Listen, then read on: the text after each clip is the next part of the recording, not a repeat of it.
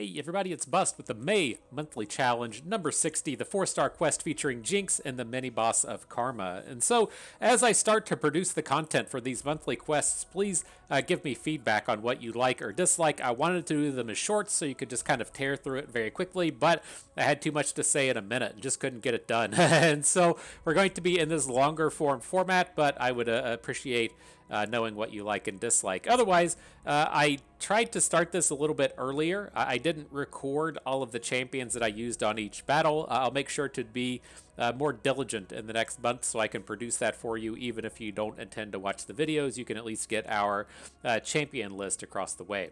But nonetheless, on this one, it's going to be a very easy choice of champions with the Dutiful Service turning up. Each round, the player's first Demacian card costs one less to play.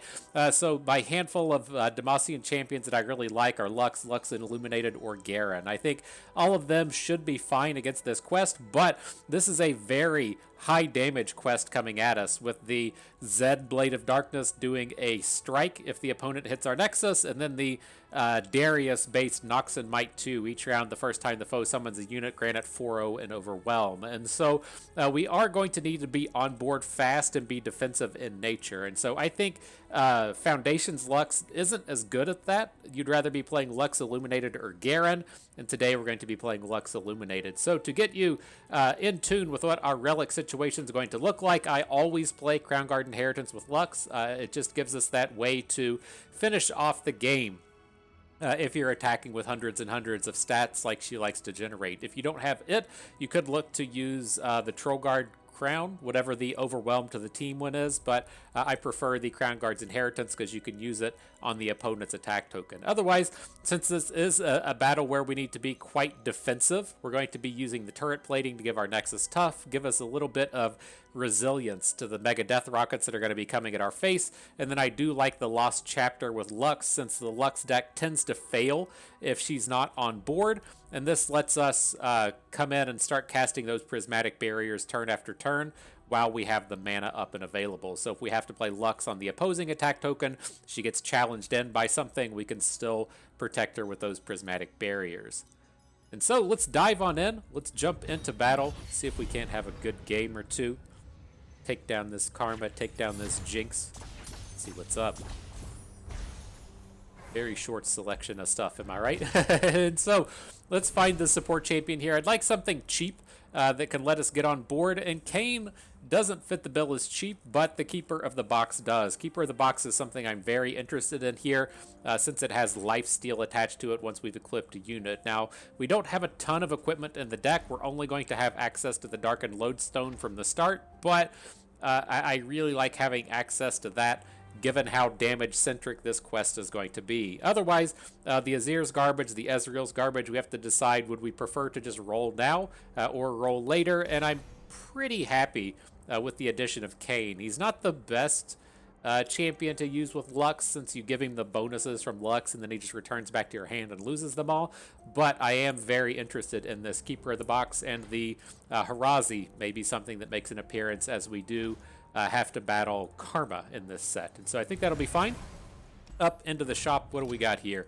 Always love those items. First, Smoldering Smirk on the cheap, I'm kind of interested in. I'm not like really pleased with it being slow speed, but I don't think any of these opposing decks really like come at us fast. And so dropping it down to 2 cost is very interesting.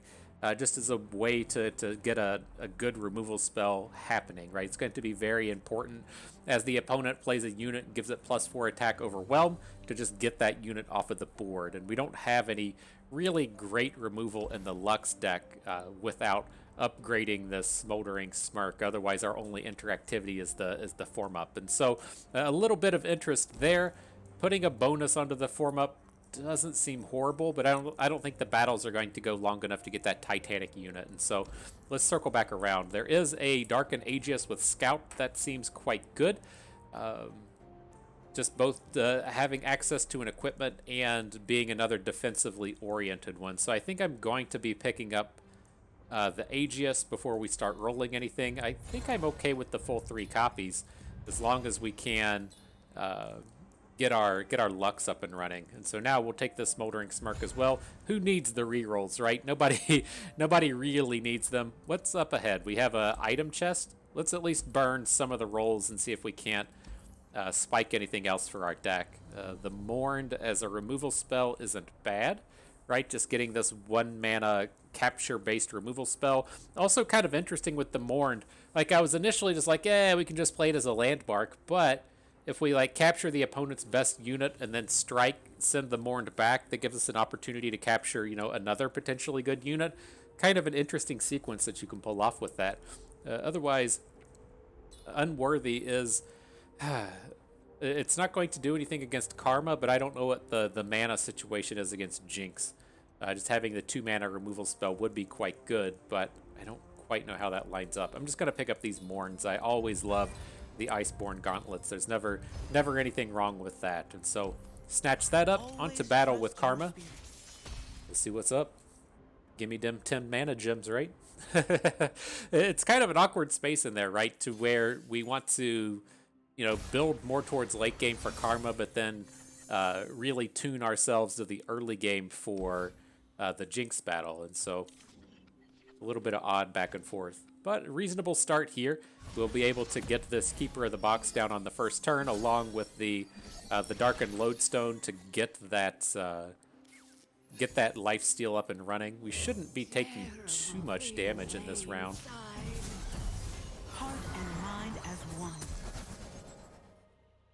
We're on the Karma round. I was like, oh man, we only get 2 mana. This is going to be tough. But now that I realize we're battling Karma, let's get more stats out here on board.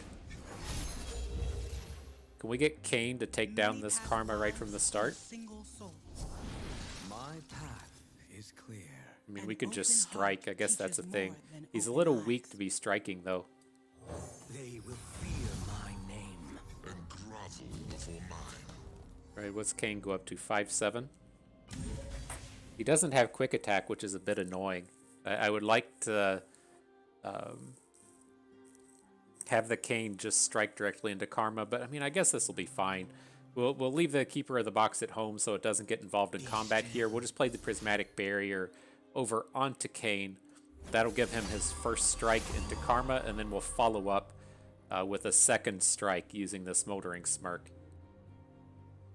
Alright, good deal.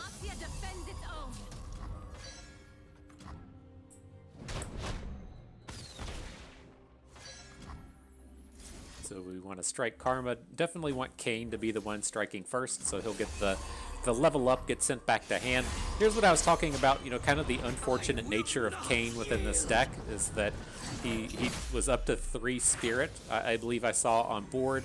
He comes back to hand and loses all of that, and so it's a sad day for him, but he's still a very high-powered champion up here into Rost form, and so can't complain too hard getting the Rost down on the first turn of the game. And now with these Darkened Lodestones, we can just start playing them as Harazis. Another place, you know, minor inconvenience, if you will, in the sense, oh, fucking Battle Fury, Jesus fuck. Minor inconvenience with not being able to Jaro onto the Harazi, but is what it is. Jesus, I mean, do we can give up on Lux at this point because we have another Lux in our hand. And so I guess this is a space to where we'll just put Lux in front of the Emerald Awakener, Prismatic Barrier onto Harazi, just to get the max damage prevent on this Feral Mystic. That's kind of lame, dude. Kind of lame. Alright, well, we'll see what turns up.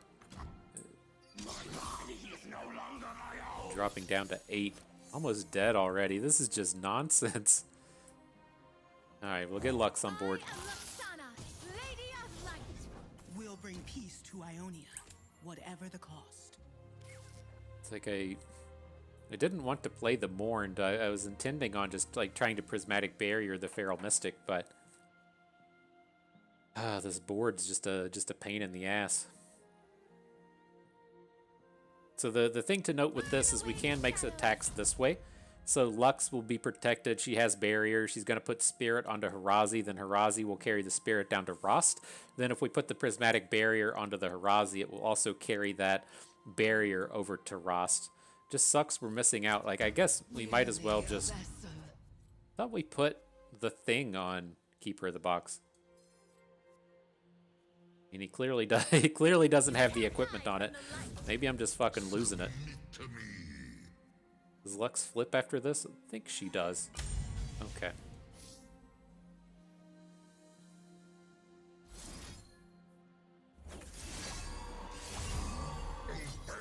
So let's just take our max lifesteal here, I guess. I mean, we could have captured and still gotten lifesteal, maybe not lost the not lost our lifesteal unit on board. Maybe that was a little bit sloppy to not go ahead and play the Mourned, but it is what it is. Concussive Palm doesn't matter. Concussive Palm does matter. Jesus. I was like, yeah, we got Spell Shield. Nothing can go wrong. What could go wrong? Everything, apparently. Jesus Christ.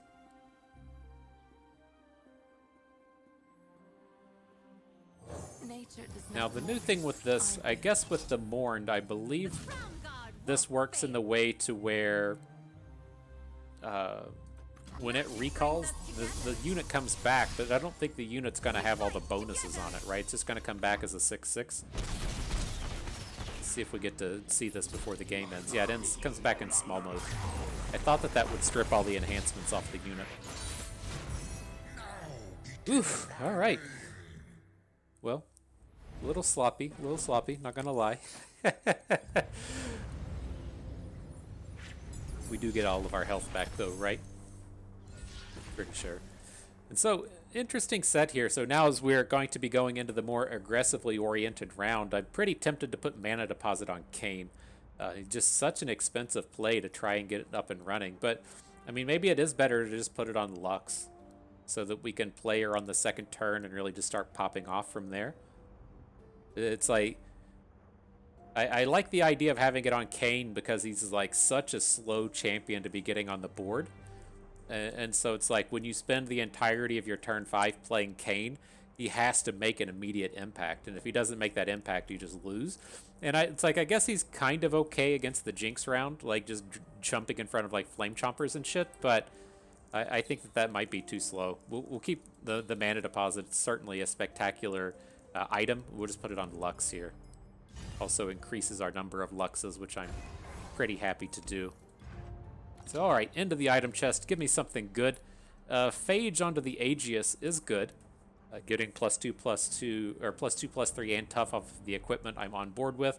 Makes it spectacular to put on Keeper of the Box. I think it's good enough to not roll away. And then, alright, into battle with Jinx. I like you. Ooh, I'm frightened. I'm scared. We got our defense mode on, right? It shouldn't be. It shouldn't be that bad. This is gonna be. It's gonna be. Not gonna lie. So what do we got? Great start. We got a Lux, a Sprite, and an Aegis. I'm on board with that. Looks like we're going to be on the even attack tokens, so we can start to pop off on turn 2 here a little bit. Another real perk of having our Lux start with this Lost Chapters, we can play the Darkened Aegis off of spell mana, so we should be able to be, like playing Lux and then getting the mana back. Oh shit, I forgot about our Demacian thing. A thing that just makes our units cheaper. Fuck. I was just happy enough without that nonsense happening, but this looks pretty good. Pretty good. So here, we can't jump in front of Jinx, right? We'll Prismatic Barrier, then she'll just pop the barrier with Death Rocket. We're gonna get nugged this turn pretty hard. We gotta take this full set, and then he's gonna strike at the end of the turn for another 8 damage. So we'll be kind of like halfway down. But I mean, I think we're really gonna start to pop off right after this happens.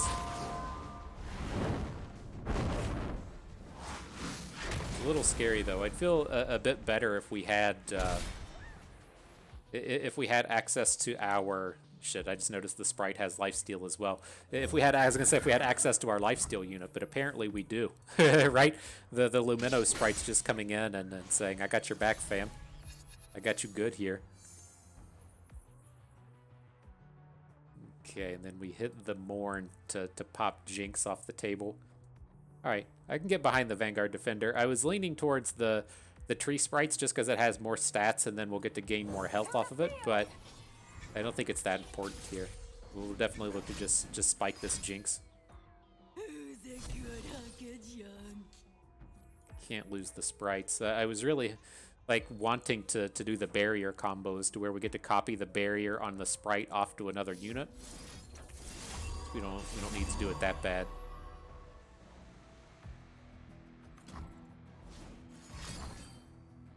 And then on to Lux. It's kind of fucked up, dude. We could incandescence out of this, but we'll just play Lux on a later turn. Kind of a bummer. Maybe we should have led off with the Aegis on Lux instead of like playing the unit, but I was really kind of interested in like I don't like to boost Lux in that way since she's so combat resilient as it is. But I mean, we got to be in like pretty strong shape now, right? We weakened up the Jinx, so she's much more blockable now that she's lost 4 attack. We can probably just re-hook her here, but he's got his elusive on board. Lux looks like she's all illuminated, right? She's gonna flip when she hits, so we're gonna be rallying off of this. I think that's okay. We'll add Lux, get some of the mana back, and then I'll look to probably play the Mourned.